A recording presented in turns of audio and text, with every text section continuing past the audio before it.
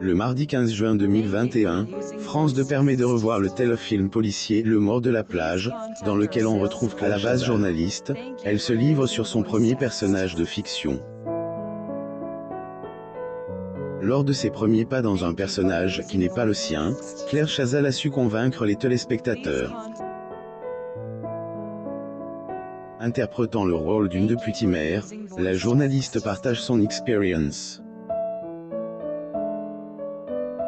Plus dans sa carrière, Claire Chazal a déjà interprété plusieurs fois son propre rôle, mais dans le téléfilm Le Mort de la plage, la journaliste interprète pour la première fois un autre rôle.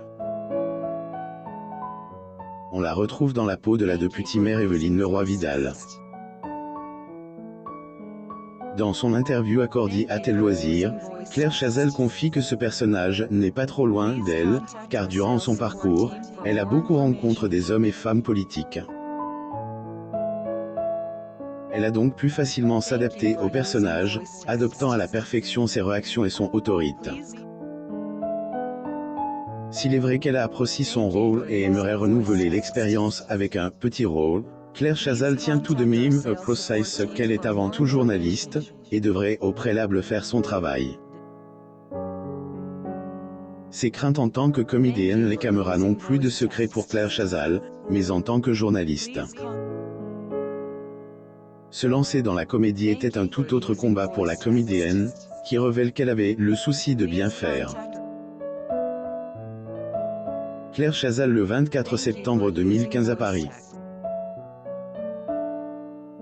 Elle source.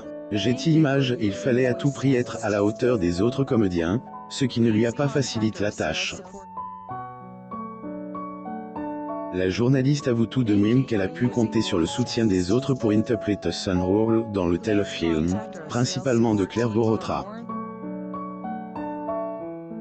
Claire Chazal est évincée de TF1 après 24 ans après 24 ans de loyaux services. Claire Chazal a été évincée de TF1. Au cours de plusieurs interviews, la journaliste est revenue sur cette éviction, et selon ses informations, cela semble ne pas avoir été fait d'un commun accord. Ne manquez plus rien en vous abonnant à Amo Mama sur Google News.